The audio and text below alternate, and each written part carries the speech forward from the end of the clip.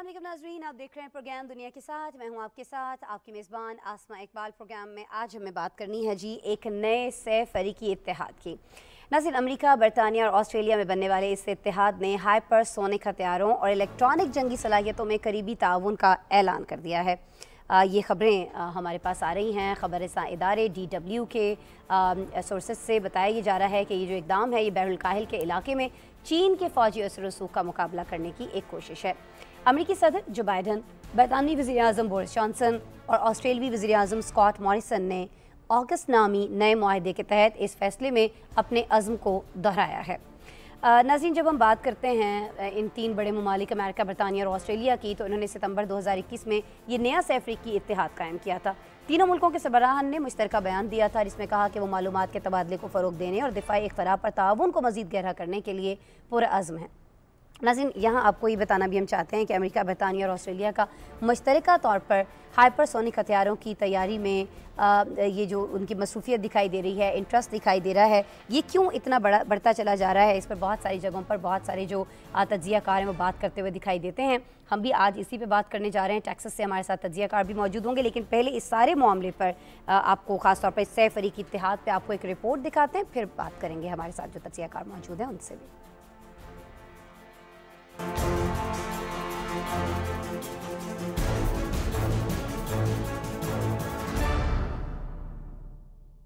America, बरतानिया और Australia के इत्तेहाद ने हाइपरसोनिक हथियारों और इलेक्ट्रॉनिक जंगी सलाहियतों में करीबी ताउन पर आमादा हो गए हैं। आलमी खबरसां इदारे की रिपोर्ट में बताया गया कि तीनों ममालिक हाइपरसोनिक हथियारों और इलेक्ट्रॉनिक जंगी सलाहियतों जैसे दिफाई मामलात पर एक दूसरे के साथ मिलकर काम करेंगे। अमेरिकी सदर जो बाइडन, बरतानवी वज़ीर-ए-आज़म बोरिस जॉनसन और ऑस्ट्रेलियाई वज़ीर-ए-आज़म स्कॉट मॉरिसन ने ऑक्स नामी नए मुआहदे के तहत इस अहम फैसले का ऐलान किया। मुश्तरका बयान में ये भी वाज़ेह किया गया कि जैसे जैसे हमारा काम इन उमूर पर और दीगर अहम दिफाई और दिफाई सलाहियतों पर आगे बढ़ता जाएगा, हम अपने इत्तेहादियों और दीगर करीबी शराकतदारों को इसमें शामिल करने के मौके तलाश करते रहेंगे। DW ने रिपोर्ट किया कि ये खित्ता बहरुल काहिल में चीन के बढ़ते हुए फौजी असर और रसूख के बारे में अमरीका और इसके इत्तेहादियों के दरमियान तशवीश बढ़ती जा रही है और इस पस मंजर में यह ऐलान काफी अहमियत का हामिल तस्वर किया जा रहा है।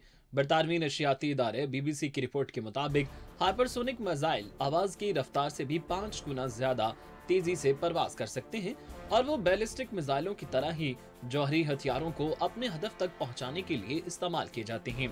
तुर्क न्यूज एजेंसी के मुताबिक बैलिस्टिक मिसाइल अपने हदफ तक पहुंचने के लिए फिजा में बहुत बुलंदी पर परवाज करते हैं।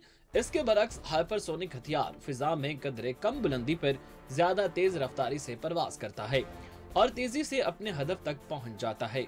एक हाइपरसोनिक मिसाइल बहुत ज्यादा हरकत पजीर भी होता है, जिससे उसे ट्रैक करना और उससे दिफा करना बहुत मुश्किल हो जाता है। आलमी खबरसां इदारे ने रिपोर्ट में बताया कि अमेरिका, रूस, चीन और शुमाली कोरिया जैसे ममालिक हाइपरसोनिक मिसाइल का तजुर्बा कर चुके हैं।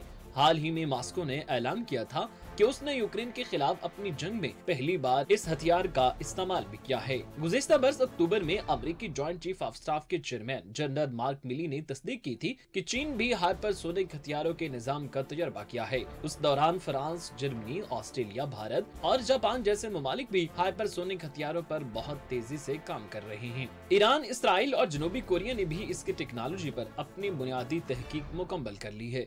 दूसरी जानिब अमरीकी फौज ने आवाज की रफ्तार से 5 गुना तेज परवाज करने वाले मिसाइल का तजर्बा किया है। गैर मुल्की मीडिया रिपोर्ट्स के मुताबिक हाइपरसोनिक मिसाइल 1 घंटे में 6100 किलोमीटर का फासला तय कर सकता है। अमरीकी मीडिया के मुताबिक हाइपरसोनिक मिसाइल तजर्बा मार्च के वसत में किया गया था, ताहम मिसाइल तजर्बे की कामयाबी का ऐलान रूस यूक्रेन कशीदगी के बायस नहीं किया गया। बिल्कुल जी, सारे मामले पे बात कर लेते हैं। उवैस सलीम साहब हमारे साथ मौजूद हैं, सीनियर तज्ज़ियाकार हैं, टेक्सास से बराह रास्त हमें वीडियो लिंक पर ज्वाइन कर चुके हैं। अस्सलाम वालेकुम उवैस साहब। जी वालेकुम सलाम, बहुत शुक्रिया आपका। सर बहुत शुक्रिया, आप हमें ज्वाइन कर रहे हैं हमारी रिक्वेस्ट पर। सर ये फरमा दीजिएगा कि दुनिया भर में हम ये देख रहे हैं कि ये जो हाइपरसोनिक हथियार हैं और ये जो इलेक्ट्रॉनिक जंगी सलाहियतें हैं, इनको बढ़ाने का एक मुकाबला सा दिखाई देता है। सर क्या वजह है, क्यों अमेरिका, बरतानिया और ऑस्ट्रेलिया जो हैं मुश्तरका तौर पर ये दिफाई हथियार बनाने के लिए सामने आ रहे हैं? कौन सा ऐसा मुल्क है, क्या ऐसी चीज़ है जिससे उनको एक ख़तरा लाहिक है, जिसके लिए मिलकर मुकाबला करने की तैयारी की जा रही है? सर जी देखिए, जब सितंबर में पिछले साल ये इन तीन मुल्कों का इत्तेहाद सामने आया था, उस वक्त तो ये कहा गया था कि ये जो न्यूक्लियर वेपन्स कैरी करने वाली आप दोजें हैं, उनके मामले पर एक दूसरे से ताउन करेंगे। लेकिन साथ ही साथ ये भी कहा गया था कि इस ताउन का सिलसिला बढ़ाया जाएगा। अब जब सितंबर में ये इत्तेहाद सामने आया, तो अक्टूबर में ही जैसे आपने अपनी रिपोर्ट में भी बताया, जो अमरीकी अफवाज के सरबराह हैं जनरल मार्क मिली, उन्होंने एक टीवी इंटरव्यू में ये कहा कि चीन तजर्बा कर चुका है हाइपरसोनिक मिसाइल्स का। फिर उसके बाद अब इस वक्त इल्जामात लगाए जा रहे हैं रूस पर कि रूस ने भी ये हथियार हाइपरसोनिक जो मिसाइल्स हैं उनको इस्तेमाल किया है, डिप्लॉय किया है यूक्रेन के साथ जंग में। बुनियादी जो इस वक्त फोकस है इन तीन मुल्कों का, वो तो ये इंडो पैसिफिक सी में है, चाइना और रशिया और जो एक्टिविटी वहां पे हो रही है, और उसके साथ साथ फिर अब हम देख रहे हैं कि वो आप दोजों से आगे बढ़ के मामला अब हाइपरसोनिक हथियारों की तरफ जा रहा है। और ये जो इस वक्त आपको एक बाइपोलर वर्ल्ड बनती नजर आ रही है, जो दो कैंपों में तकसीम होती हुई दुनिया नजर आ रही है, और उनके आपस में जो इख्तलाफात हैं वो भी किसी से ढके छुपे नहीं हैं, तो उसी का ये शख्साना है जो आपको इस वक्त नजर आ रहा है। अच्छा सर, ये फरमा दीजिएगा कि सह फरीकी इत्तेहाद तो चले बना है, क्यों बना है, क्या वजह है, ये तो आप फरमा रहे थे। लेकिन इससे पहले हमने देखा कि रवां साल के आगाज़ में ही बरतानिया है, चीन है, फ्रांस है, रूस है और फिर अमेरिका भी है, वो एक मुश्तरका बयान जारी करते हैं जिसमें कहा यह जाता है कि जो एटमी जंग है वो किसी को कोई फ़तह नहीं दिला सकती है। दुनिया के लिए ये बेहतर नहीं है, इससे इसलिए गुरेज किया जाना चाहिए। एटमी हथियारों की दौड़ है, इसको ख़त्म होना चाहिए। लेकिन अब वजह क्या है कि अपने ही अज़ाइम से पीछे हटते हुए दिखाई देते हैं सह फरीक इत्तेहाद के अंदर, ख़ास तौर पर जो दो ममालिक हैं, अमेरिका और बरतानिया। ये सर देखिए, इस वक्त पहले हम न्यूक्लियर टेक्नोलॉजी की बात करते थे। दुनिया में तकरीबन 9 ममालिक हैं जिनके पास तो बिल्कुल जो जाहिर कर चुके हैं कि उनके पास न्यूक्लियर टेक्नोलॉजी है। उसके अलावा कई दीगर ममालिक हैं जिनके पास ये टेक्नोलॉजी है, लेकिन उन्होंने अभी जाहिर नहीं की है। अब इवन हाइपरसोनिक जो वेपनरी है, उसकी भी अगर आप बात करें, तो आपने अपनी रिपोर्ट में खुद ही बताया कि सिर्फ ये तीन ममालिक नहीं हैं, बल्कि और कई ममालिक हैं। हमारे खत्ते में भारत के पास भी यह टेक्नोलॉजी मौजूद है। तो जब आप इस किस्म के हथियारों की बात करते हैं, न्यूक्लियर मिसाइल्स के इस्तेमाल की बात करते हैं, तो बज़ाहिर तो ये तमाम मुल्क ये कहते हैं कि जी ये हमने डिटेरेंस के लिए बनाए हैं, अपने तहफ़्फ़ुज़ के लिए बनाए हैं, ताकि हम पे कोई हमला ना कर सके। अब उस टेक्नोलॉजी को गिव अप करना जो है, उसके वो एक मुश्किल मरहला है जिसके लिए तमाम मुल्क जो है वो बातें ज़रूर करते हैं, लेकिन पहला स्टेप लेने के लिए कोई तैयार नहीं है। अब अगर आप इंडिया और पाकिस्तान की ही मिसाल ले लें हमारे रीजन में, तो दोनों मुल्कों के पास ये कैपेबिलिटी है, और दोनों मुल्कों का ये कहना है कि हमने इसको डिटेरेंस के तौर पर रखा हुआ है, और हम सिविल न्यूक्लियर टेक्नोलॉजी जो है वो इस्तेमाल कर रहे हैं, उससे हम अपनी तवानाई की ज़रूरियात पूरी कर रहे हैं। तो इसी किस्म के जवाब जो हैं वो आपको इन ताकतवर मुल्कों की तरफ से भी देखने में आते हैं। और हम जानते हैं कि जो दुनिया का मिजाज है इस वक्त, उसमें कहीं ना कहीं जिसकी लाठी उसकी भैंस भी का जवाब चलता है। थियोरेटिकली मैं आपकी बात से इत्तेफाक करूंगा कि इन मुल्कों को जो गुफ्तगू ये करते हैं, जिस किस्म के दावे ये करते हैं, उससे आगे बढ़ना चाहिए। लेकिन प्रैक्टिकली हमें उस किस्म के स्टेप्स इसलिए नजर नहीं आते क्योंकि दुनिया में इस वक्त जो कशमकश है मुख्तलिफ मुल्कों के दरमियान, और जिस तरह ये दुनिया ब्लॉक्स में तकसीम हो रही है, उसमें ये इम्कान बड़ा कम है कि इसके लिए कोई प्रैक्टिकल स्टेप्स लिए जाएं। ठीक है, इसका इम्कान कम है, और अगर ऐसा वाक़तन नहीं होता है, ये दौड़ जारी रहती है, सब ममालिक अपने अपने तौर पर इसी चीज़ के लिए कोशां रहते हैं और उसका हुसूल भी कर लेते हैं, तो फिर सर क्या हो सकता है इस दुनिया के साथ? मैं ज़रा चाहूँगी कि इस पर भी आप रोशनी डाल दीजिए। ये दौड़ किस जानिब ले जा सकती है दुनिया को? देखिए, ये बड़ा मुश्किल सवाल आपने किया है। इसका कोई आसान जवाब नहीं है, क्योंकि जब आप जारह मिजाज हो जाते हैं कोई भी मुल्क या जो इत्तेहाद है मुल्कों का, तो फिर हमें उसके शाखसाने मुख्तलिफ तरीकों से देखने में आते हैं। अब जो हम रूस और यूक्रेन के दरमियान देख रहे हैं, वो भी उसका एक मंजरनामा बन रहा है। जो अमेरिका और चीन के दरमियान इख्तलाफात हैं, वो भी हमने देखा कि उसी का एक परतव है। फिर अमेरिका की जानिब से जो जंगें हम देखते रहे हैं अफगानिस्तान में, इराक में और मुख्तलिफ जगहों पे, वो भी उसी की मैनिफेस्टेशन थी, क्योंकि अमेरिका के अंदर एक बहुत बड़ी क्रिटिक जो है वो मौजूद है इस बात पर कि जो मिलिट्री इंडस्ट्रियल कॉम्प्लेक्स है अमेरिका का, उसको किसी ना किसी तरह से रोल करते रहना पड़ता है ताकि उसका जो अमेरिकी इकोनॉमी में किरदार है और जो अमेरिकन मिलिट्री माइट है दुनिया के अंदर, उसको सस्टेन करने के लिए जो किरदार है उसके लिए उसको कैप नहीं किया जा सकता।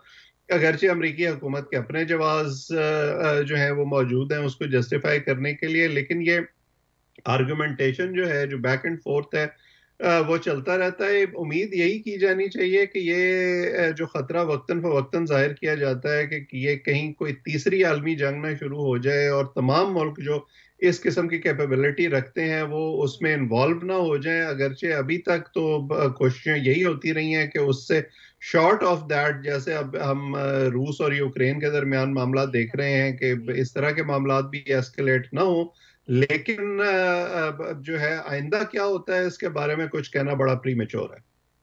ठीक है जी, बड़ा कबलज़ वक्त है ये कहना, लेकिन ज़ाहिर है इसका नुकसान ही है। अगर हम बात करते हैं कि क्या नताइज हैं, तो नताइज तो तबाहकुन नहीं होते हैं ऐसी चीज़ों के बाहर।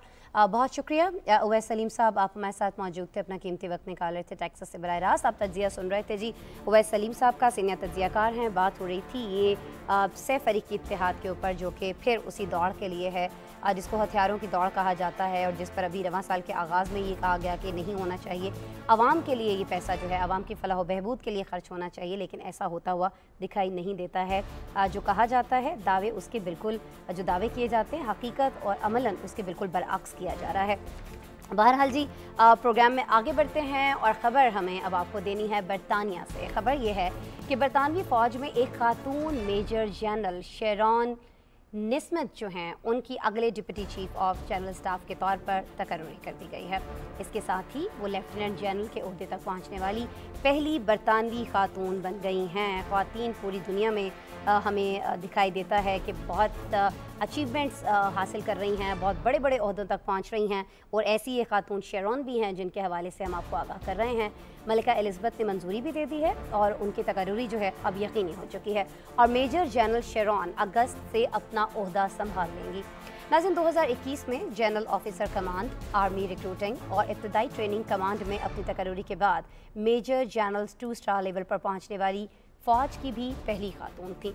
नाज़रीन, जो इसी में अपने किरदार में उन्होंने 280 कोर्सेज़ में 35,000 से ज़्यादा पॉइंट्स जो हैं वो उन्होंने हासिल किए थे, और GOC के हवाले से ये भी इत्तलात आ रही हैं कि जो रिज़र्व अफसरान और सिपाहियों की भर्ती और तरबियत है उसकी ये निगरानी भी कर चुकी हैं। इसके अलावा बरतानिया और बैरून मुल्क मुकीम 5,000 से ज़ायद काम करने वाले अफसरान की निगरान भी रह चुकी हैं, और अब उनको इतना बड़ा ओहदा जो है उसके लिए उनकी तकर्री कर दी गई है, और ये यकीनी हो चुका है कि वो अगस्त में अपना ओहदा संभाल लेंगी। ये बरतानिया से एक बड़ी खबर थी जिससे हमें आपको आगाह करना था। अब हम बात कर लेते हैं जी प्रोग्राम में रूस और यूक्रेन में जारी जंग की। नाज़रीन, ये जंग जो है ये 42वें रोज़ में दाखिल हो चुकी है।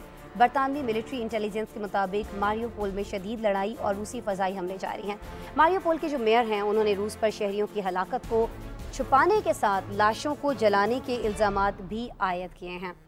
लेकिन नाज़रीन, यूक्रेन की जानिब से ये दावा किया जा रहा है कि रूसी अफवाज ने इंसानी हमदर्दी की बुनियाद पर रसाई को रोक दिया है। मुमकिन तौर पर मुहाफ़िज़ों पर हथियार डालने के लिए दबाव डाला जाएगा। आपको ये भी बताएं कि जो रूस के वज़ीर ख़ारिजा हैं उन्होंने यूक्रेन की फ़ौज और इंटेलिजेंस की जानिब से जो रिकॉर्ड की गई वीडियोज़ हैं वो भी वाज़ेह तौर पर झूठी और मन घड़त करार दे दी हैं। सरगेई लारोव कहते हैं कि ये अमल रूसी और यूक्रेनी वफूद के दरमियान जारी मुज़ाकरात को मुतासर करने के लिए किया गया है। इसका और कोई मकसद नहीं है, और ना ही इन वीडियोज़ में किसी भी तरह की कोई सच्चाई या हकीकत है। उधर सदर ज़ेलेंस्की की बात करें तो उन्होंने अक़वाम मुत्तहिदा सिक्योरिटी काउंसिल से वीडियो लिंक के ज़रिए खिताब किया है, और मुतालिबा उन्होंने ये किया है कि रूस की सिक्योरिटी काउंसिल की जो रुकनीत है ये ख़त्म कर दी जाए। ये मुतालिबा बहुत सारे दिनों से हम देखने में और सुनने में आ रहा है। दूसरी जानिब जो नेटो के सरबराह हैं उन्होंने ब्रसल्स में सहाफ़ियों से गुफ्तगू की है, और अपने खदशात का इजहार करते हुए कहना उनका ये था कि ये जो जंग है ये महीनों तक जारी रह सकती है। नाज़रीन, आलमी रहनुमा रूसी सदर पर जंगबंदी के लिए भी दबाव डालते दिखाई देते हैं। यूक्रेन रूस जंग की हालिया सूरत हाल और फिर रद्द-ए-अमल क्या आ रहा है दुनिया भर का, इस पर हमने एक रिपोर्ट तैयार की है। ये रिपोर्ट आपसे शेयर करते हैं।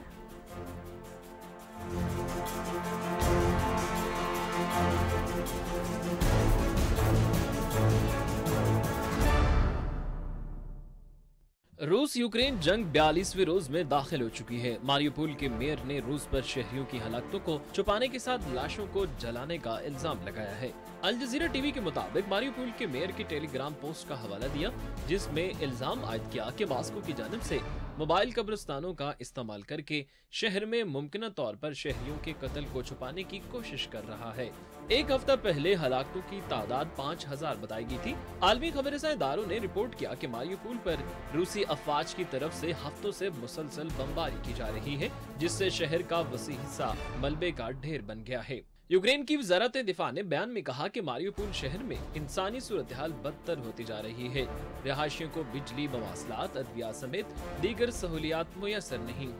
यूक्रेन की जानिब से ये दावा किया जा रहा है कि रूसी अफवाज ने इंसानी हमदर्दी की बुनियाद पर रसाई को रोक दिया है। मुमकिन तौर पर महाफजों पर हथियार डालने के लिए दबाव डाला जाएगा। उधर नेटो के सरबराह का कहना है कि रूस के सदर व्लादिमीर पुतिन अब भी पूरे यूक्रेन को कंट्रोल करने के ख्वाह हैं। ब्रसल्स में नेटो के हेडक्वार्टर्स में सहाफियों से गुफ्तगू करते हुए स्टोल्टनबर्ग ने खबरदार किया कि जंग कई महीनों तक जारी रह सकती है। उन्होंने सदर पुतिन से तनाज़ा खत्म करने के लिए संजीदा बातचीत के आगाज पर भी जोर दिया। हंगरी के वज़ीर-ए-आज़म विक्टर ओरबान ने भी रूसी सदर से टेलीफोन पर राब्ता किया। उन्होंने अपील की कि वो यूक्रेन में जंगबंदी पर आमादा हों। हंगरी के वज़ीर-ए-आज़म ने पुतिन के साथ होने वाली गुफ्तगू और रद्द-ए-अमल को मुस्बत करार दिया। खबर एजेंसी के मुताबिक यूक्रेनी सदर ने अक़वाम मुत्तहिदा की 15 रुकनी सलामती कौंसिल से वीडियो लिंक के जरिए खिताब करते हुए रूस के खिलाफ सख्त इक़दामात का मुतालबा किया। सदर ज़ेलेंस्की का कहना था कि रूस की जानिब से गुज़िश्ता 6 हफ्तों से जारी जंग में यूक्रेनी शहरी अपने घरों में मारे गए। गाड़ियों में सवार शहरियों को रूसी टैंकों से कुचला गया। ज़ेलेंस्की ने सिक्योरिटी कौंसिल से मुतालबा किया कि रूस की सिक्योरिटी कौंसिल की रुकनियत खत्म कर दी जाए। अमेरिकी महकमा दिफा के जॉइंट चीफ ऑफ स्टाफ के चेयरमैन जनरल मार्क मिली ने अमेरिकी कांग्रेस के सामने एतराफ़ किया कि यूक्रेन में रूस की जंग बरसों तक जारी रह सकती है। उन्होंने तजवीज़ भी दी कि अमेरिका को मशरक़ी यूरोप में अपने मुस्तकिल अड्डे कायम करने चाहिए, लेकिन फौज को मुस्तकिल तौर पर किसी एक जगह तैनात करने के बजाय उन्हें एक मकाम से दूसरे मकाम पर मुंतकिल करते रहना चाहिए। आलमी मीडिया की रिपोर्ट्स के मुताबिक रूस 1990 की दहाई के मुआहदे का हवाला देते हुए मशरकी यूरोपीय रियासतों में नेटो के फौजियों की मुस्तकिल तैनाती की सख्ती से मुखालफत करता आ रहा है। जर्मन सदर ने भी रूस की पॉलिसी के हवाले से अपनी नाकामी का एतराफ़ किया है। सदर फ्रांक वॉल्टर ने कहा कि जर्मनी को मशरकी ममालिक की तरफ से रूसी जारहियत के बारे में पेश किए गए पेशगी इंतबाहात पर ध्यान देना चाहिए था, लेकिन जर्मनी कई नुकात पर नाकाम रहा है। जर्मन सदर का ये बयान एक ऐसे वक्त में सामने आया है जब जर्मनी के रूस के साथ ताल्लुकात पर कड़ी तनकीद की जा रही है। बिल्कुल जी, तनकीद भी की जा रही है, पाबंदियां भी लगाई जा रही हैं, रूस के ऊपर बहुत सारी चीज़ें हो चुकी हैं, लेकिन अब ये कहा जा रहा है कि बहुत सारी चीज़ें हो सकती हैं। ये कौन कह रहा है? ये ब्रसल्स के अंदर जो नेटो के सरबराह हैं, जब वो एक प्रेस कॉन्फ्रेंस करते हैं, वो उसमें ये कहते हुए दिखाई देते हैं। क्यों कह रहे हैं ऐसा? वाक़तन होने जा रहा है, क्योंकि मुज़ाकरात भी तो चल रहे हैं साथ साथ। क्या हो सकता है, क्या नहीं हो सकता है, ये जानेंगे हमजा रिफ़त हुसैन साहब से। माहिर हैं बैनुल-अक़वामी उमूर के, वीडियो लिंक पर मेरे साथ मौजूद हैं। अस्सलाम वालेकुम हमजा साहब। वालेकुम सलाम आसमा, बहुत शुक्रिया कि आपने मुझे अपने शो में दावत दी। हमजा साहब, आपका शुक्रिया कि आपने हमारी दावत पर, हमारी रिक्वेस्ट पर वक्त निकाला है। हमजा साहब, ये ज़रा फरमा दीजिएगा कि ये नेटो के सरबराह जो हैं, ब्रसल्स में जब सहाफ़ियों से गुफ्तगू करते हैं, उनसे पूछा जाता है कि जी भाई जंग बंदी हो सकती है, नहीं हो सकती, मुज़ाकरात कहाँ जाएंगे, कहाँ नहीं जाएंगे, तो वो तो बड़ा वाज़ेह अंदाज में और बड़े वसूख के साथ ये कह देते हैं कि जंग तो जी अभी महीनों जारी रहेगी। तो फिर हम ये समझें कि ये जो एक मुज़ाकरात किए जा रहे हैं और उसमें हमें लगता है कि जी रशिया ये मान रहा है, यूक्रेन ये नहीं मान रहा है, ये महज फिर एक दिखावा है, ड्रामा है सर पर ये? देखिए, सबसे पहले हमें समझने की ज़रूरत है कि रूस ने बार बार यूक्रेन की हुकूमत से ये दरख्वास्त की है कि सिक्योरिटी गारंटीज हमें दी जाए। अगर हम राउंड ऑफ टॉक्स के ऊपर जाएं तो अंतालिया टर्की के अंदर जो 10 मार्च को ये टॉक्स हुई थी, उसके अंदर वाज़े तौर पे ये कहा गया था कि जो मुज़ाकरात है उसमें ज़्यादा पेशरफ्त नहीं हुई। ये जो प्रेसिडेंट वोलोदिमीर ज़ेलेंस्की की तरफ से ये बात आई थी, और रशिया की तरफ से था कि जो बेलारूस के अंदर जो मुज़ाकरात थे, जो बायलैटरल लेवल के ऊपर हो रहे थे, क्योंकि ऑब्वियसली अंतालिया के डायलॉग के दौरान टर्की ने अपना एक सालिसी किरदार अदा किया था। बेलारूस के अंदर जो मुज़ाकरात थे, रशिया चाह रहा था कि उसी से ही लीड्स मिले ताकि हम आगे की निगोसिएशंस के ऊपर हम बात कर सकते हैं। अब थोड़ा सा फास्ट फॉरवर्ड कर लेते हैं।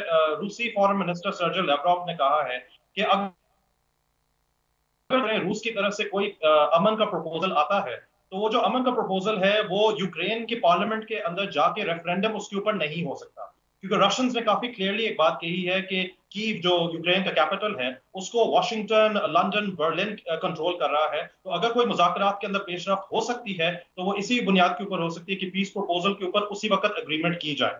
फर्ज करें अगर रेफरेंडम के ऊपर ये पीस प्रपोजल चला जाता है और रेफरेंडम के दौरान जो है आप कह सकते हैं नेगेटिव रिजल्ट आ जाता है, वो नहीं चाहते कि अमन के इस प्रपोजल के ऊपर आगे पेशरफ्त हो, तो रशिया अपने मिलिट्री ऑपरेशंस को कंटिन्यू करेगी। अब आ जाते हैं यूक्रेन के ऊपर। यूक्रेन की तरफ से ये काफी हद तक वाज़ेह तौर पे बात की गई है कि रूस जो है it is not a trustworthy, जिसको कहते हैं बायलैटरल पार्टनर, और उन्होंने हमारे सिविलियंस को मारे हैं। आपने मारियोपोल का जिक्र किया और आपने और भी बहुत सारे जो ह्यूमैनिटेरियन क्राइसिस वहां पे ब्रू कर रहे हैं उसका भी आप लोगों ने जिक्र किया। तो ज़ेलेंस्की का ये कहना है कि रशिया को अपने ट्रूप्स को मुकम्मल तौर पे विड्रॉ करना पड़ेगा, उसके बाद मुज़ाकरात हो सकते हैं। ये जो डेडलॉक आ रहा है ना आसमा, ये जो ट्रस्ट डेफिसिट आ रहा है, इसी की वजह से मुज़ाकरात में पेशरफ्त नहीं हो रही और इसी की वजह से नेटो सेक्रेटरी जनरल भी ये बात कर रहे हैं कि ये जो जंग है ये इंट्रैक्टेबल है, ये महीने भी लग सकते हैं और साल भी लग सकते हैं उसको जारी हो गए। ठीक है, महीने लग सकते हैं, साल लग सकते हैं, लेकिन बहुत सारी जगहों पर हमने देखा है कि कुछ और हो ना हो, रूस के ऊपर पाबंदियां बहुत सारी लग गई हैं। और अब इसमें एक नया जो मुतालिबा यूक्रेन की जानिब से सामने आया है, सदर ज़ेलेंस्की की जानिब से सामने आया है, वो ये है कि सिक्योरिटी काउंसिल से उन्होंने ये मुतालबा किया है कि रूस की जो रुकनीत है वो फौरी तौर पर ख़त्म कर दी जाए। क्या अक़वाम मुत्तहिदा वाक़तन रूस की रुकनीत ख़त्म कर सकता है, नहीं कर सकता है? सर मैं ये चाहूँगी इस पर अपना ज़रा तज्ज़िया शेयर कर लें। देखिए, इसका लीगल एंगल जो है अवाम को और यूक्रेनियन लीडरशिप को, रशियन लीडरशिप को और बाकी जितने भी पीस स्टेक होल्डर्स हैं उनको समझना बहुत जरूरी है। यूनाइटेड नेशंस के जो सिक्योरिटी काउंसिल है उसमें P5 के अंदर Russia is one of the members of P5। उसको आप मतलब यूनिलैटरली निकाल नहीं सकते ह्यूमन राइट्स वायलेशंस के ऊपर या इन्वेजन के ऊपर या इंटरवेंशन के ऊपर। बात जाएगी उसी तौर पे क्योंकि रशिया जनरल असेंबली का भी मेंबर है। यूनाइटेड नेशन सिक्योरिटी काउंसिल ने रिकमेंडेशन भेजनी है जनरल असेंबली को कि इस मुल्क को, इस सॉवरेन स्टेट को आपने डीसीट करना है जनरल असेंबली से। उसके बाद यूएन सिक्योरिटी काउंसिल से उनकी मेंबरशिप खत्म की जा सकती है। अब इसमें एक बड़े ही वाज़ेह तौर पे एक जो इशू आएगा वो ये है कि Russia is a permanent member of the UN security council. तो रशिया कोई भी इस किस्म का मूव जो है वो वीटो कर सकता है। तो ये बिल्कुल ही नामुमकिन बात है कि रशिया को यूएन सिक्योरिटी काउंसिल से निकाला जाए। यस, इसके ऊपर डिबेट हो सकती है। आर्टिकल 6 के तहत जो है, जो मेंबर है यूएन का, वो उसी तौर पे निकाला जा सकता है अगर सिक्योरिटी काउंसिल की रिकमेंडेशन आए। या तो जो दूसरा रास्ता है वो काफी एक जिसको आप कह सकते हैं कि तवील रास्ता है, बहुत ही लंबा रास्ता है। वो रास्ता ये है कि आप यूएन चार्टर के अंदर अमेंडमेंट कर दें, और अमेंडमेंट करने में काफी हद तक जो है वो मतलब जिस तरह मैंने पहले कहा कि महीने भी लग सकते, साल भी लग सकते। तो इस पर कहीं ना कहीं बात हो रही है जी, इसके अंदर मुख्तलिफ कैपिटल्स के अंदर बात हो रही है। सबसे पहले तो कीव के अंदर ये बात हो रही है क्योंकि ज़ेलेंस्की साहब ने जो स्टेटमेंट दी थी उसके अंदर तो उन्होंने वाज़ेह तौर पे कहा था कि रूस को डीसीट किया जाए, पर लीगली ये पॉसिबल नहीं है क्योंकि यूएन चार्टर वाज़ेह तौर पे ये बात कहता है कि आर्टिकल 6 के तहत ये यूएनएससी से रिकमेंडेशन जाएगा, उसके बाद उसकी अप्रूवल जनरल असेंबली के अंदर होगी, फिर डीसीट किया जाएगा। और रशिया के पास क्योंकि वीटो पावर है, ये चीज नामुमकिन बन जाती है। ठीक है। अच्छा, मैं ये चाहूँगी हमजा साहब हम कुछ जर्मनी के हवाले से बात करें, क्योंकि जर्मन सदर ने हमने देखा है कि रूस की पॉलिसी के हवाले से अपनी नाकामी का एतराफ़ किया है। उन्होंने ये तस्लीम किया है बाकायदा तौर पर कि जर्मनी को मशरकी ममालिक की तरफ से रूसी जारहियत के बारे में जो किए गए पेश की इंतबाह है उन पर तवज्जो देनी चाहिए थी, जो कि नहीं दी गई है। मैं सर ये पूछना चाह रही हूँ आपसे कि जर्मनी क्या करना चाहता था जो नहीं कर पाया? जर्मन सदर का ये जो बयान है, क्योंकि हम देख रहे हैं कि एक ऐसे वक्त में सामने आया है जब जर्मनी के रूस के साथ ताल्लुकात पर बहुत ज़्यादा कड़ी तनकीद की जा रही है हर जानिब से। जी बिल्कुल, ऐसे देखिए जर्मनी की फॉरेन पॉलिसी या खारजा पॉलिसी को समझने के लिए ये बहुत जरूरी है कि एंजेला मर्कल की एक लेगेसी है। मर्कल ने हमेशा इस चीज के ऊपर जोर दिया है कि मुल्क के चाहे मुख्तलिफ किस्म के सिस्टम्स हो, मुख्तलिफ किस्म की आइडियोलॉजीज हो, मुख्तलिफ किस्म के उनकी जिसको आप कह सकते हैं प्रोक्लेविटीज हो, हर मुल्क के साथ अच्छे ताल्लुकात रखने चाहिए। इसकी बहुत अच्छी एग्जाम्पल है जर्मनी के चाइना के साथ जो ताल्लुकात है। अमेरिका और बरतानिया और बहुत सारे ममालिक नहीं चाहते कि जर्मनी और चाइना करीब आए, और उनके मतलब ताल्लुकात भी हैं। EU चाइना पार्टनरशिप डील भी उन्होंने स्ट्राइक की है, और रूस के हवाले से उनके जो एनर्जी के हवाले से जो ताल्लुकात है वो बहुत ही ज्यादा स्ट्रांग थे। अब आ जाते हैं ये जर्मन चांसलर ओलाफ शोल्स ने बात क्यों की है। वो इस वजह से की है क्योंकि उनको थोड़ा सा अंदाजा हो चुका है कि जर्मनी की जो माजी की जो पॉलिसीज थी रूस के हवाले से वो काफी सॉफ्ट थी, वो उस किस्म की नहीं थी जिस तरह से अमेरिका ने कोई लेजिस्लेशन पास कर दिया, बरतानिया ने कोई लेजिस्लेशन पास कर दिया, सैंक्शन लगाने की बात की गई। दूसरा ये कि आपको इसको माशी बहरान भी है यूरोप, माशी बहरान भी यूरोप जो है उसका भी सामना कर रहा है। एक एनर्जी क्राइसिस जरूर है। 45% के करीब एनर्जी सप्लाईज जो है वो डिपेंड करते हैं यूरोपियन कंट्रीज रशिया से। तो जर्मनी इस वजह से भी काफी हद तक आप कह सकते हैं कि उस सेंस में पेशरफ्त नहीं कर सका। वो इस वजह से कि उनको पता है कि अगर रूस के साथ हम ताल्लुकात खराब कर देंगे, ऑयल और गैस सप्लाईज के ऊपर अगर हमने सैंक्शंस लगाने शुरू कर दिए तो उससे क्या हो जाएगा कि यूरोप का जो सारा एनर्जी का जो बैलेंस है वो काफी हद तक खराब हो जाएगा, खास तौर पे जब मशरक वस्ता के अंदर आपको ऑल्टरनेट सोर्सेज ऑफ एनर्जी नहीं मिल रही। तो अब इन्होंने इस वजह से एतराफ किया है क्योंकि रूसी जिसको आप कहते हैं जारियत जो है वो बरकरार है। मारियोपोल का एग्जाम्पल है, बुका का एग्जाम्पल है, जो बहुत सारे लोगों ने जेनोसाइड कैटेगराइज किया है। तो उस वजह से जर्मनी को थोड़ा सा लग रहा है कि जो हमने पिछली दफा स्टांस अडॉप्ट किया था वो सही नहीं था। ठीक है, अच्छा जर्मनी के हवाले से हमने बात कर ली, कुछ तुर्की के हवाले से बात कर लेते हैं, कुछ मैं चाहूँगी फ्रांस के हवाले से भी आपके कमेंट सामने आ जाएं। जो ममालिक सालिसी की कोशिशें करते रहे हैं, स्टिल कर रहे हैं, तुर्की की जानिब इशारा करना चाह रही हूँ, तो यानी हम ये समझ लें कि वो सालिसी की कोशिशें जो हैं वो रायगा जाएंगी क्योंकि बहुत सारी चीज़ें जैसे तनकीद की जा रही थी, जैसे इत्तलात आ रही थी कि पहले से डिसाइडेड हैं, ऐसा ही है सर? जी बात बिल्कुल सही। देखिए इस जो मैं स्पॉइलर तो नहीं कहूंगा पर मेरे ख्याल से रूस का जो रद्द अमल है सबसे बड़ी रुकावट है इस पूरे प्रोसेस की। फ्रांस ने सालिसी किरदार अदा किया। इमानुएल मैक्रोन ने बहुत हद तक मतलब काफी दफा रूस का दौरा किया, कोशिश की कि टेम्परेचर थोड़ा सा लो हो जाए। इसी तरह से तुर्की ने अपने तौर पे अंतालिया के अंदर टॉक्स को होस्ट किया। तो रूस स्ट्रिक्टली इस बात के ऊपर काहिल है कि ये जो डायलॉग है, ये जो मुज़ाकरात हैं या कोई भी पीस अरेंजमेंट है, ये बायलैटरल होना चाहिए। उसमें बिल्कुल ही यूक्रेन को, क्योंकि रूस अभी भी समझता है कि यूक्रेन जो है वो रशियन स्फीयर ऑफ इन्फ्लुएंस के अंदर आता है, तो इस वजह से कोई भी अगर कोई मुज़ाकरात होगी या कोई भी ब्रेक थ्रू होगा वो सिर्फ बायलैटरली हो सकता है। ये जो सालिसी किरदार है, मैंने ये तो नहीं कहूंगा कि ये नाकाम हो चुके हैं क्योंकि रशियन डेलीगेशन काफी हद तक रिसेप्टिव रहे हैं फ्रांस की दावत के हवाले से या टर्की की दावत के हवाले से, पर वो बार बार वही बात करें कि जो बेलारूस के अंदर जो डायलॉग शुरू हुआ था उसी से हमने आगाज करना है। क्योंकि अगर तो फर्ज करें कोई पेशरफ्त आती तो ये जो पीस अरेंजमेंट की बात व्लादिमीर ज़ेलेंस्की कर रहे थे, तो सर्जी लैवरोव जो फॉरेन मिनिस्टर वो कभी भी ये बात ना करते कि इसको यूक्रेनियन रेफरेंडम के ऊपर हम इस चीज को डिपेंड नहीं कर सकते। ठीक है जी, बहुत शुक्रिया। हमजा रफ़त हुसैन साहब आप मौजूद थे हमारे साथ, माहिर हैं आप इंटरनेशनल अफेयर्स के, और बड़ी एक ये जो जंग चल रही है जो बहुत सारे ममालिक को इस वक्त हमें असरअंदाज होती हुई दिखाई दे रही है उनके ऊपर, और बहुत सारे जो दीगर ममालिक हैं उनके ऊपर असरअंदाज हो सकती है, उस हवाले से अपना तज्जिया शेयर करते बहुत शुक्रिया सर आपके वक्त के लिए। और जी अब हमें एक ऐसी चीज़ की बात करनी है जिसने वाक़तन पूरी की पूरी दुनिया को ही मुतासर किया है, चाहे वो मईशत हो, चाहे वो लोगों के कारोबार हों, चाहे वो तालीमी सरगर्मियाँ हों, चाहे वो रोज़मर्रा के आम मामूलात ज़िंदगी हों, सबके सबको इन्होंने मुतासर किया और बहुत सारी जगहों पर तो तबाह करके रख दिया, जैसे सयाहत के शोबे को। मैं बात कर रही हूँ जी कोविड-19 की, कोरोना की। नाज़रीन पाकिस्तान में तो खैर हम जानते हैं कि अब कोरोना केसेस इंतहाई कम हो गए हैं, लेकिन दुनिया के बहुत सारे ममालिक ऐसे हैं जो इस वक्त भी कोरोना से नबुर्द आज़मा हैं। बरतानिया के जो कौमी शुमारियात का दफ्तर है वो हमें ये बता रहा है कि सिर्फ बरतानिया में ही 49 लाख अफराद कोरोना वायरस से मुतासर हैं। अमेरिकी एक यूनिवर्सिटी है, उसका डेटा हमें ये बता रहा है कि अमेरिकी रियासतों New York, new Jersey, Georgia, Delaware समेत कई रियासतों में एक बार फिर केसेस में इजाफा होता दिखाई देता है।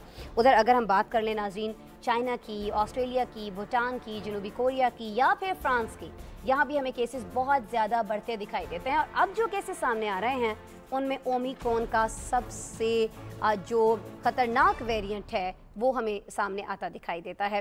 नाज़रीन दुनिया भर में इस वक्त फैलने वाले केसेस में 86% केसेस ओमिक्रॉन के इसी वेरिएंट BA.2 से ताल्लुक़ रखते हैं। लेकिन चीन के शहर शंघाई में ओमिक्रॉन के 2 ऐसे वेरिएंट सामने आए हैं जो इससे पहले किसी भी जगह पर मौजूद नहीं थे। यानी जो पहले वेरिएंट्स मौजूद हैं, माफ़ कीजिएगा, उन वेरिएंट से भी जब इनको मैच करने की कोशिश की गई है तो कहा जा रहा है कि तो बिल्कुल उनसे मैच नहीं करते, ये कोई उनका नया वेरिएंट नहीं है, ये बिल्कुल ही अलग से कोई जरासीम है या इस तरह की चीज़ है जो देखी जा रही है, वायरस है जो देखा जा रहा है। लेकिन अभी तक ये वाज़ेह नहीं हुआ है कि जो वेरिएंट्स हैं ये कितने ख़तरनाक साबित हो सकते हैं इस वायरस के। कोरोना की तमाम तर सूरत हाल हमने एक पैकेज के अंदर भी समोई है, कुछ डिटेल्स तो मैंने आपको बता दी हैं, कुछ चीज़ें इस रिपोर्ट के अंदर हैं जो भी हम आपको दिखाने जा रहे हैं।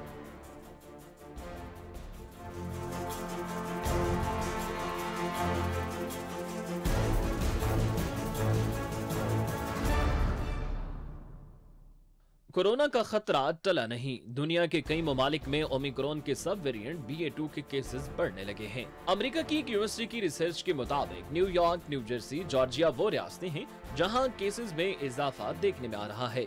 मुल्क में रिपोर्ट होने वाले केसेस की औसत 26,000 जबकि 571 अमवात के साथ सबसे ज्यादा अमवात रिपोर्ट करने वाला मुल्क है। बरतानिया की कौमी शुमारियात दफ्तर के मुताबिक बरतानिया में 49 लाख अफराद कोरोना वायरस से मुतासिर हैं। कौमी शुमारियात दफ्तर का कहना है कि ये तादाद अप्रैल 2020 के मुकाबले में सबसे ज्यादा है।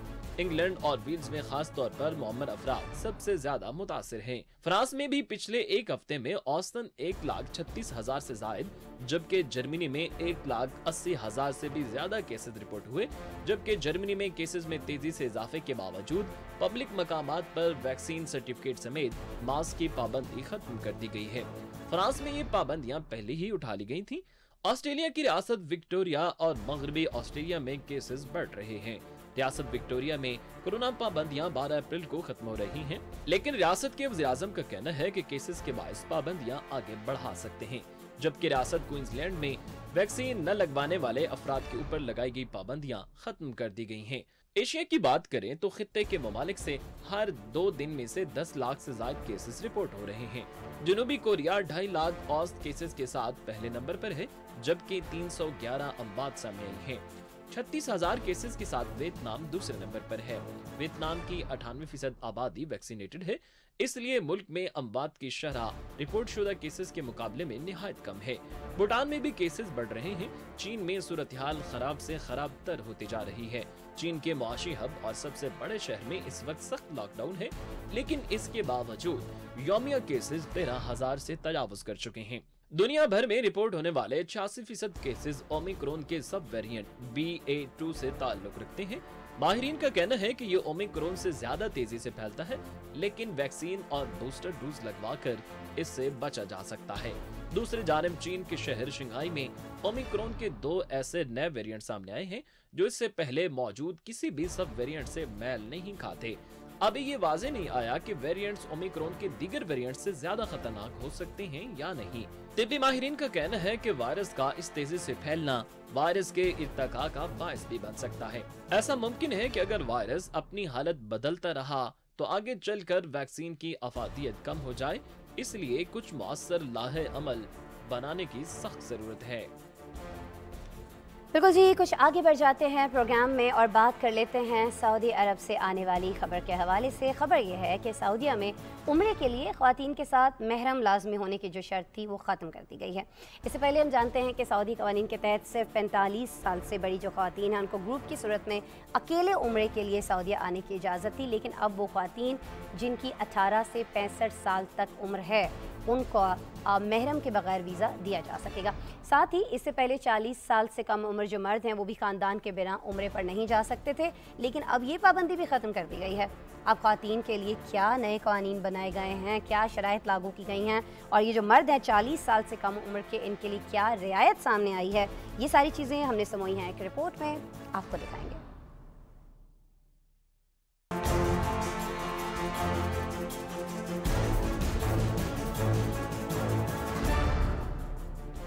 सऊदी अरब ने उम्रे के लिए खवातीन के साथ महरम की शर्त खत्म कर दी। इससे कबल 45 वर्ष से कम उम्र की कोई भी खातून महरम के बगैर उम्रे की गर्ज से सऊदी अरब नहीं जा सकती थी और महरम के बगैर आने वाली 45 बरस से बड़ी उम्र की खवातीन भी सिर्फ ग्रुप की सूरत में आ सकती थी। और अगर बर हजरात की बात की जाए, 40 बरस के कम उम्र के मर्द अकेले उम्र की अदायगी के लिए नहीं जा सकते थे।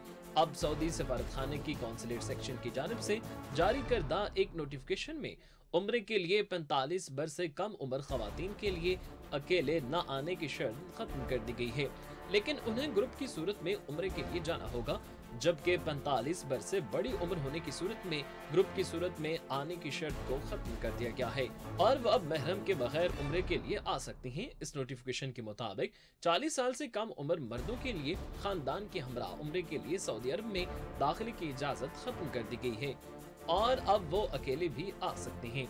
इससे पहले 2021 में वजारत हज उम्र ने हर उम्र की खातून को बगैर महरम के हज पर आने की इजाजत दी थी, जिसमें सिर्फ ग्रुप के साथ आने की शर्त आयद की गई थी।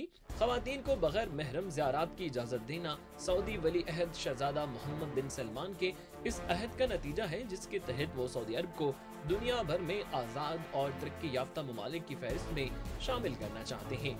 इसी मंसूबे के तहत सऊदी अरब में खवातीन को ड्राइविंग और बाहर के मुल्क बगैर किसी मर्द गार्डियन के साथ सफर करने की इजाजत भी दी गई है।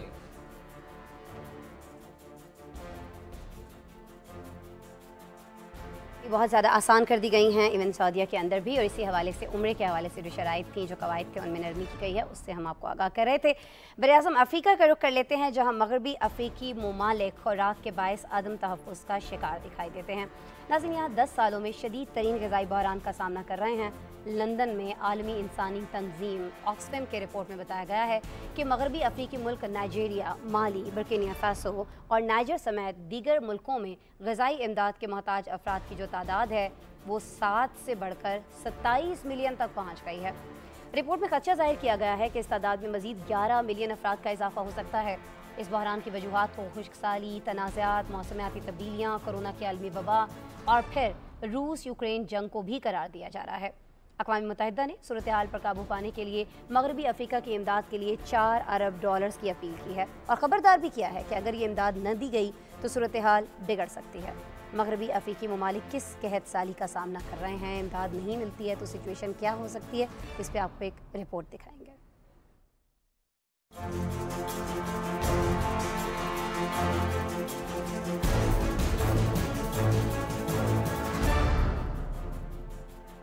मगरबी अफ्रीका गुज़िश्ता 10 सालों में खुराक के शदीद तरीन बहरान का सामना कर रहा है।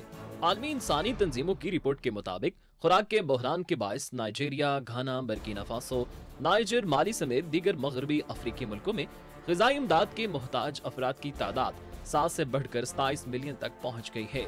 रिपोर्ट में खबरदार किया गया है कि अगर इन मुल्कों की हंगामी इमदाद न की गई तो इस तादाद में मजीद 11 मिलियन अफराद का इजाफा हो सकता है और जून तक भूख का सामना करने वाले अफराद की तादाद 38 मिलियन तक पहुंच सकती है।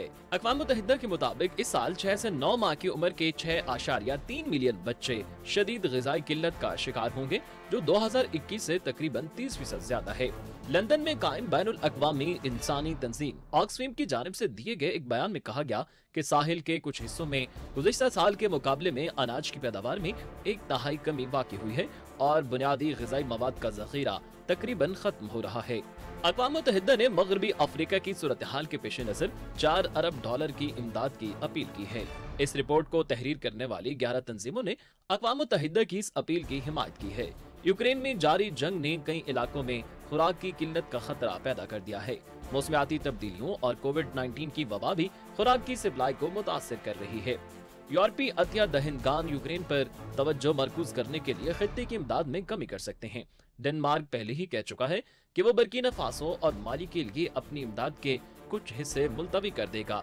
आलमी खबरसां इदारे के मुताबिक 20वीं सदी तक कई अफ्रीकी रियासतों के पास इंसानी और कुदरती वसाइल से मालामाल थे, लेकिन बढ़ती आबादी, गुर्बत, खुश्कसाली, वबाई अमराज और खाना जंगी का शिकार होने के बायस मगरबी अफ्रीकी रियासतों के मसाइल भी बढ़ते गए। मगरबी अफ्रीका में गुज़िश्ता 5 सालों में खुराक की कीमतों में 20 से 30% इजाफा हुआ है। इस खित्ते के कई ममालिक 30 से 50% गंदम रूस या यूक्रेन से दरामद करते हैं। रिपोर्ट आपने देखी। नाज़रीन, आज के प्रोग्राम का वक्त खत्म हो रहा है। आज दिन भर की जो अहम खबरें थी हमने आप तक पहुंचाई। अब आपसे कल दोबारा मुलाकात हो रही होगी, लेकिन जाते जाते हम आपको दुनिया भर से कुछ दिलचस्प व अजीब खबरों के साथ छोड़े जा रहे हैं। हमारे सेगमेंट चलते चलते में ये सेगमेंट ज़रूर देखिएगा। अपना बहुत सा ख्याल रखिएगा। अल्लाह निगहबान। आयरलैंड के दारुल हुकूमत डबलिन के चिड़ियाघर में सुर्ख पांडे और बर्फानी चीते को कुदरती माहौल फराहम करने के लिए 20 लाख यूरो की खतीर रकम खर्च कर दी गई। इन जानवरों की बेहतर निगहदाश्त के लिए चिड़ियाघर में पहाड़ी नुमा हिस्सा तामीर किया गया, जिसका इफ्तिताह कोरोना के बायस ताखीर के बाद अब खोल दिया गया है। इस हिस्से की तामीर का मकसद इन दोनों जानवरों को ऐसा माहौल फराहम करना है जो इनकी असल अमा जगह से मुमासिलत रखता हो। दुबई की देव कामत आंख की तरह नजर आती ये इमारत दरअसल दुबई के मुस्तकबिल के अजायब घर की इमारत है। इस इमारत की मुख्तलिफ मंजिलें हैं जहां आप मुस्तकबिल की दुनिया के बारे में जान सकते हैं। इसकी एक मंजिल बच्चों के लिए मखसूस है, जिसमें खूबसूरत एनिमेशंस और आसान मालूमात के जरिए मुस्तकबिल की साइंस और टेक्नोलॉजी के बारे में बताया गया है। ये इमारत दुनिया भर में खबरों की जीनत बनी हुई है और बड़ी तादाद में सयाह इसे देखने के लिए आते हैं। अमेरिकी तारीख में पहली बार न्यूयॉर्क के मारूफ तिजारती मकाम टाइम स्क्वायर पर बाजमात नमाज तरावी अदा की गई, जिसमें सैकड़ों अफराद ने शिरकत की। मुंतजिमीन ने एक दिन के लिए इसकी इजाजत दी और उन्होंने मकामी मीडिया को बताया कि नमाज तरावी के इज्तिमा के इनेकाद का मकसद इस्लाम को दहशत गर्दी से जोड़ने के गलत असर को जायल करके ये बताना था कि इस्लाम एक पुरअमन मजहब है। भारतीय रियासत राजस्थान में एक अनोखी चोरी हुई, जिसमें चोर ने 3 दुकानों के ताले तोड़कर सिर्फ 20 रुपए चुराए। राजस्थान के इलाके फतेहपुर के एक बाजार में 3 दुकानों के ताले टूटे हुए देखकर दुकानदार परेशान हो गए और पुलिस को फौरी रिपोर्ट कर दी, लेकिन पुलिस की तहकीकात में इंकशाफ हुआ कि चोरी में लाखों नहीं बल्कि सिर्फ 20 रुपए चोरी की गए। पुलिस का कहना है कि चोर का दिमागी तवाजुन ठीक नहीं लगता, अस्पताल में इलाज कराया जाएगा। दुनिया के कई ममालिक अब भी इंसानों के लिए तिब्बी सहूलियात का फुकदान है, लेकिन कतर में कीमती तरीन परिंदों के लिए महंगा तरीन अस्पताल कायम कर दिया गया है। इस अस्पताल में कीमती शिकरों और शहबाज, शाहीन और बाजों के लिए जबरदस्त तिब्बी सहूलियात मौजूद हैं। सौकुल वाकिफ नामी अस्पताल में रोजाना 150 परिंदों का इलाज किया जाता है। अस्पताल में खून की टेस्ट, जराही, इंडोस्कोपी, एक्सरे, MRI, स्कैन और कई तरह की थेरापियों की सहूलत मौजूद है। हाल ही में यहाँ दुनिया की जदीद तरीन जिनियाती मशीन भी लगाई गई है, जो परिंदों की जिनियाती तरतीब मालूम करने में मदद मिलती है। अगर परिंदे के नाखून और चोंच टूट गए हैं तो उनके लिए कॉस्मेटिक सर्जरी का अलग से शोबा कायम किया गया है।